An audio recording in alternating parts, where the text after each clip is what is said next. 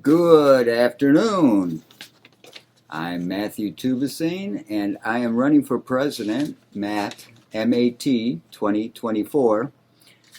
We are living in novu evil times, and that's going to come up more and more in these podcasts. Um, that wasn't what it was meant to be originally, but I started this over a year ago when things were somewhat different, and the major difference being I've just learned a whole heck of a lot in that time. Things are changing drastically, and they may not seem like they're changing drastically wherever you happen to be, but indeed they are when you look at the larger scope of things, when you look at worldwide, and pretty much everywhere we've seen shortages on the shelves. We're aware of transportation issues. We see extreme weather events more and more. And regardless of what your uh, personal take on this is, you have to acknowledge these changes. And I'm adjusting this light here for anybody who happens to be watching the video because uh, basically I've just got a utility light that's running off a power source here. And well, let me just dive into that because I'm here in this storage unit, and there is no power. I used to be able to access AC in both the lobby, just down the hall, and outside in the parking lot. They have a duo plug in both of those areas, and I don't know how, but they've cut off the AC to both of those plugs. And I'm on the one hand, I'm assuming they just flipped a switch somewhere. Um, on the other hand, I'd be kind of surprised if both of those are on their own lines and not connected to anything else. However, they managed to do it. I mean, if they got an electrician in here to open up the junction box and actually disconnect the wires, whatever they did, and I am not the only one that was using that AC. So they actually caught me with an extension cord coming out of my van going to the plug in the parking lot the one day, and they said you can't do that. Uh, so they were obviously aware of what I was doing, but all kinds of people come in here and just plug in their phones or computers or whatever and recharge those, and I guess they just got tired of paying for that electric.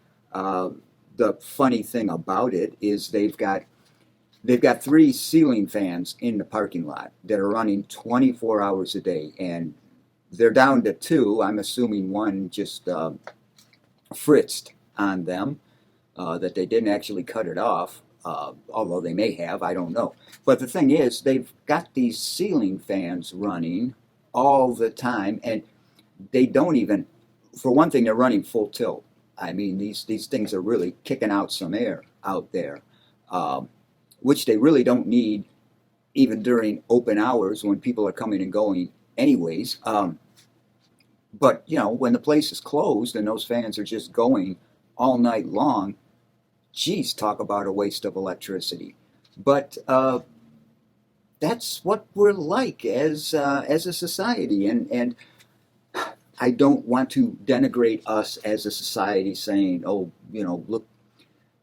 look at how lame we are. We can do things so much better, and we don't. Although we can do things so much better, and we don't. And that starts with the individual and goes all the way on up to the biggest group you want to talk about, which I suppose at this point would be nations. Some of us see us possibly becoming a one world order. I don't think anybody's ever going to have whatever it takes to pull that off. And by anybody, I mean any group of people, whether it's the Illuminati or the World Economic Forum, or quite frankly, anybody. As much as any of these may want to control everything worldwide, and certainly they do. I mean, people have all kinds of ridiculous ambitions.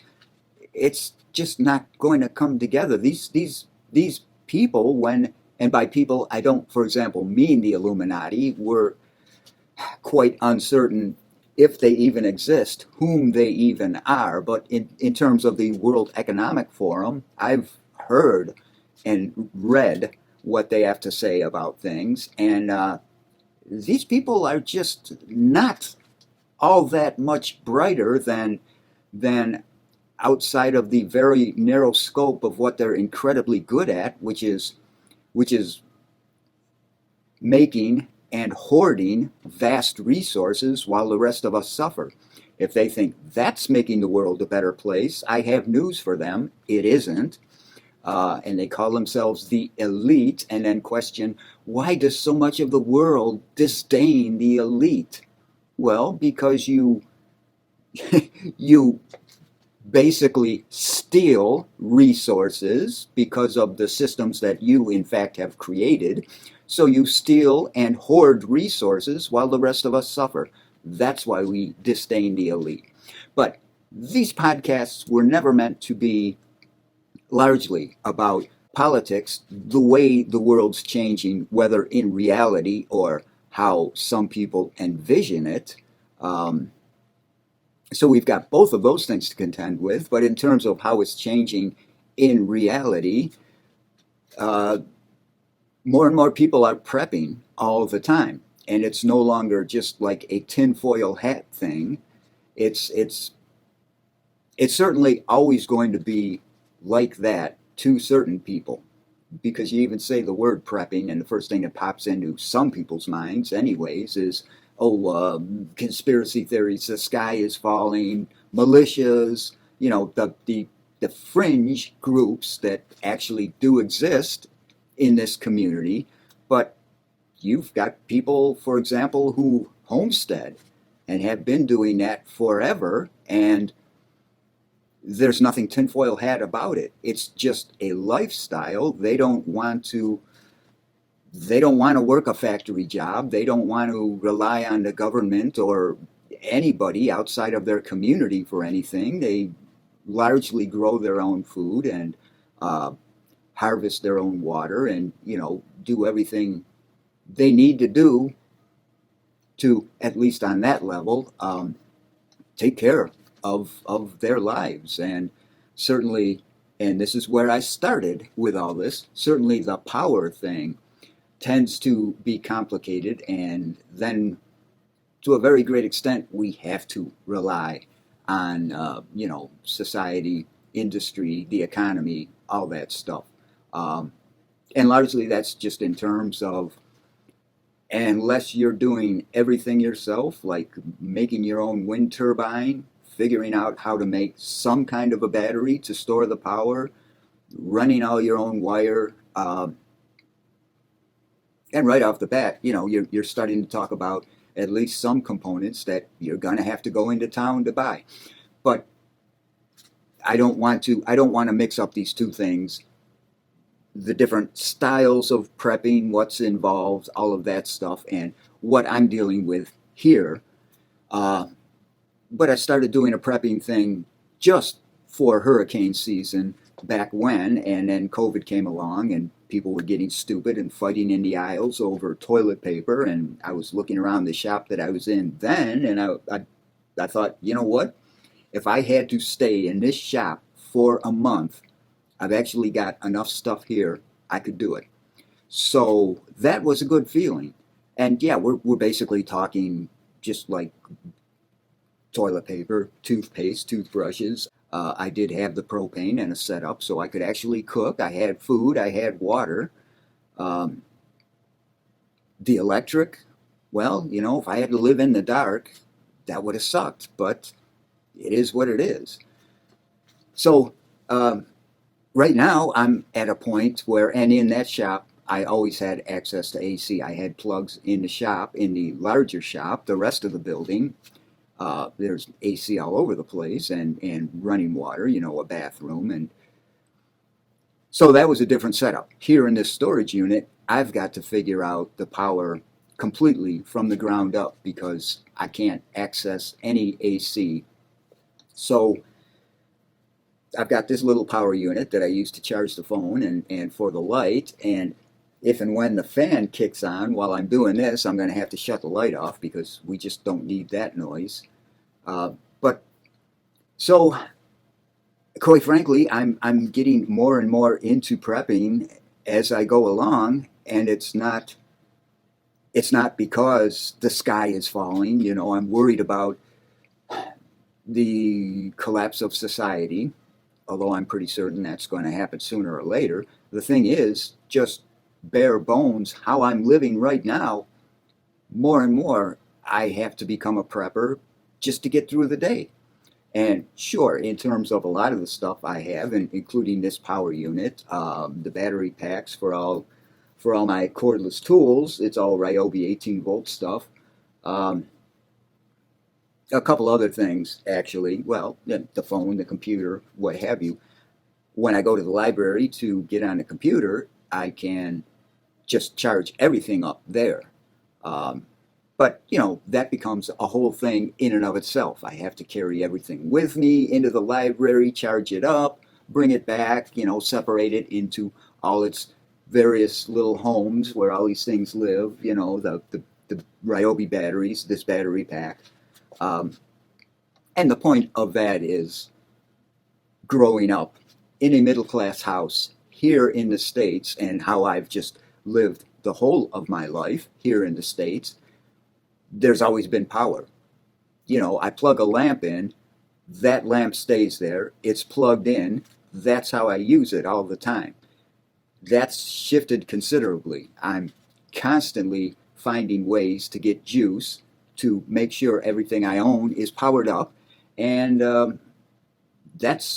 wouldn't say that's a large portion of my days, but that's actually a portion of every single one of my days anymore. It's not, I'm living in a place, I've got plugs, everything's plugged in, and everything's always powered up because, I'm set up. I'm set up now, but in a completely different fashion than I guarantee you what most of the people in this country are dealing with. And it's just where I'm at. I've got this situation. I have to deal with it. I had to figure out what am I going to do to deal with it, and this is where I'm at. And it's good enough. I mean, there's a lot of people in this world that just live without any power throughout the whole of their day. So I'm not complaining. I'm just making an observation. This is how I have to deal with things. There's really no two ways around it. This is it. I mean, I can always come up with better power sources, but they will always need to be recharged somewhere, somehow. So that's where I'm at. I don't have electricity just coming in anywhere that I can plug into, except the library, which means packing everything up and making the trip. And quite frankly, well, I do have a solar panel and a backup generator in my van if it ever came to there's just no other power source. But that's not the greatest setup in the world, but it is a setup. And if anything happened, even just the next hurricane, and we lose power, I will at least have power. However sketchy a setup it may be, I will at least have power. Um, so, yeah, the thing is, things are changing. And sure, they might get better, and we might go back to the way things were in the 60s and 70s and 80s and 90s and early 2000s. I doubt it. I sincerely doubt it. I think those days are gone, that things are slowly going to come apart and get worse incrementally until they start to get worse, just like a snowball going downhill. It's going to pick up speed and get bigger. Um, I'm hoping that doesn't happen, but I'm not the idealist that I used to be when I was a child, and I've just seen so much throughout the course of my life that I know how these things can play out. So, be a realist. I've seen a lot of stupidity, and just in terms of when we're up against the smallest hardship, like people fighting in the aisles over toilet paper in Walmart. Um, seriously? Seriously? Physical violence over something like toilet paper? You just couldn't figure that whole thing out? And not just the physical violence, but all the people who were, well, what do I do? There's no toilet paper. Okay, stop eating. There you go. Problem solved. But no, seriously, I mean, we are so used to having things. We're used to a certain level of convenience that we can't even envision going without that level of convenience, and that's where we're headed. A lot of things that you take for granted are just, well, we're already seeing they're having water shortages out west. Some politician said you might consider just using a washcloth and taking instead of taking a shower every day, and that was highly frowned upon in one video that I saw that was commenting on it. But it's like, there we go. Got to turn the power off here. Okay, so for anybody watching, yeah, it just got a little darker. That's where I'm at. And the thing is, normally I just leave the light on if I needed it, but since I'm making a video and don't want that sound, I had to turn it off. But I came up with the title for this video, and that is, How Am I Changing the World? Just because I wanted a catchy title that I'm hoping would, when I say video, I mean podcast. I just happen to be videoing it. But the thing is, I wanted to make a catchy title that would grab people's attention and bring them to listen to this. And that's what I came up with. And it's like, okay, now that I have come up with this title, what am I going to do with it? And part of the reason I came up with that specific series of words as something that would be attention grabbing is I have an idea for a sign I'm going to make among a whole bunch of other signs. It's just part of an art series that I'm doing. But what I'm going to say on that one is everybody wants to change the world. Everybody does. The question then is, for the better? And I thought that was really profound when I came up with that, but actually, in the course of the ideas that I tend to come up with, it's rather mundane, and some people would question whether there's really much veracity to that. But hey, everybody's got an opinion. The thing is, how am I making the world a better place? Because if everybody changes the world, and they do, in whatever small, seemingly insignificant way, we all have an impact. And just to give you an example, and I really am skeptical about this because I'd like to know how they even study or measure this, but in terms of either positive or negative impact on people in your life, those closest to you, when you're in a bad mood, it tends to spread outward, not just directly to the people that you come in contact with, but then indirectly out from there. And this is where the skepticism comes in, because I've read that it will go out at least 2 people, and then other people say as many as 3 or more. And like, how do you know? The thing is, we all do have an impact, and it does go outward. And you could think of it along the lines of, well, it tends to diminish the farther out it goes, so that the people you directly come in contact with are going to feel mostly the effects that you have to deliver, positive or negative, and it will just diminish outward. Maybe there is the notion also that a butterfly can flap its wings in South America, and just that change in air movement there can help to create a monsoon in Asia somewhere down the line. You can do the smallest thing, and it can have a huge effect somewhere down the line. And you can try to do great things, and they may just go nowhere. But everything you do is going to have some effect spreading outward. So what am I doing to make the world a better place? Well, I think the number one biggest thing that I'm doing is just trying to better the quality of my life.